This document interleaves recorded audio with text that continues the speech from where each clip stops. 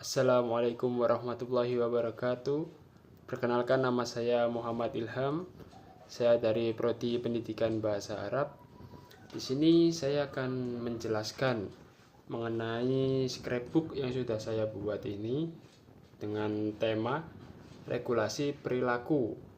Ini scrapbooknya. Nah, yang pertama saya ingin menjelaskan apa sih regulasi perilaku itu. Yang pertama, regulasi perilaku adalah kemampuan seseorang untuk mengontrol, mengarahkan, dan menyesuaikan tindakan agar sesuai dengan tujuan, aturan, dan situasi yang dihadapi.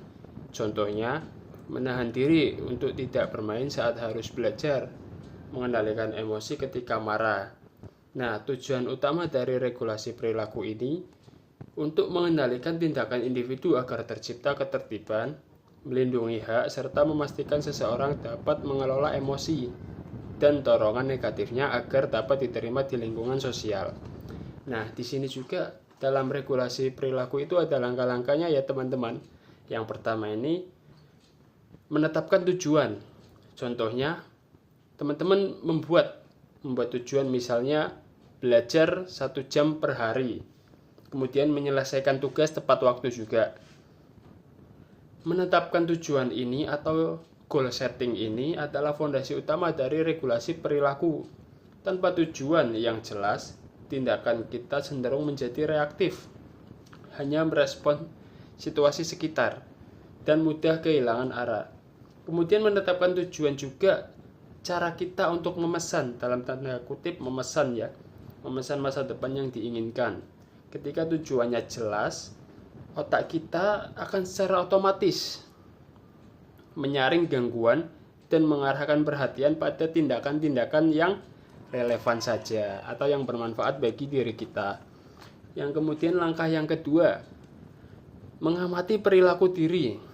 Mengamati perilaku diri atau self monitoring adalah keterampilan inti dalam kesadaran diri. Tujuannya adalah mengenali pola, memahami pemicu, dan melihat apakah tindakan harian kita sudah sejalan dengan target yang ingin dicapai. Kemudian langkah yang ketiga, membuat rencana. Membuat rencana atau planning adalah jembatan yang menghubungkan antara tujuan yang sudah ditetapkan dengan tindakan yang nyata. Rencana yang baik berfungsi sebagai peta navigasi. Ia memberitahu kita apa yang harus dilakukan besok pagi, sekaligus menjaga agar kita tidak tersesat di tengah jalan. Ya, langkahnya ini mulai terlebih dahulu ya, mulai dari langkah yang paling mudah atau paling kecil untuk memicu momentum. Begitu langkah pertama berhasil kita selesaikan, selanjutnya langkah berikutnya dalam rencana kita akan terasa jauh lebih ringan. Kemudian langkah yang keempat, mengevaluasi hasil. Mengevaluasi hasil ini tahap krusial dalam regulasi perilaku kita. Tahap ini bukan sekedar melihat apakah kita berhasil atau gagal, melainkan proses mengumpulkan data objektif untuk memahami mengapa sesuatu itu berhasil dan bagaimana memperbaiki apa yang meleset. Tanpa evaluasi, kita beresiko mengulangi kesalahan yang sama dan secara terus-menerus. Langkah yang kelima, memberi penghargaan pada diri sendiri. Memberi penghargaan pada diri sendiri atau yang biasa kita sebut sebagai self-reward, ini merupakan langkah penutup yang sangat krusial dalam siklus regulasi perilaku.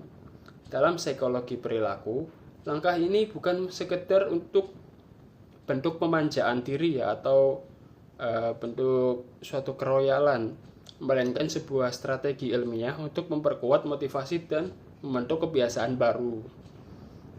Kesimpulannya, regulasi perilaku bukanlah tentang menjadi sempurna atau mengandalkan motivasi yang datang sekali.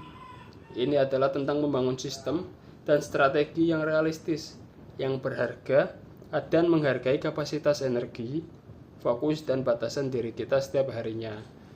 Demikian itu saja yang bisa saya sampaikan ya mengenai scrapbook yang saya buat ini dengan tema regulasi perilaku. Kurang lebihnya saya mohon maaf. Assalamualaikum warahmatullahi wabarakatuh.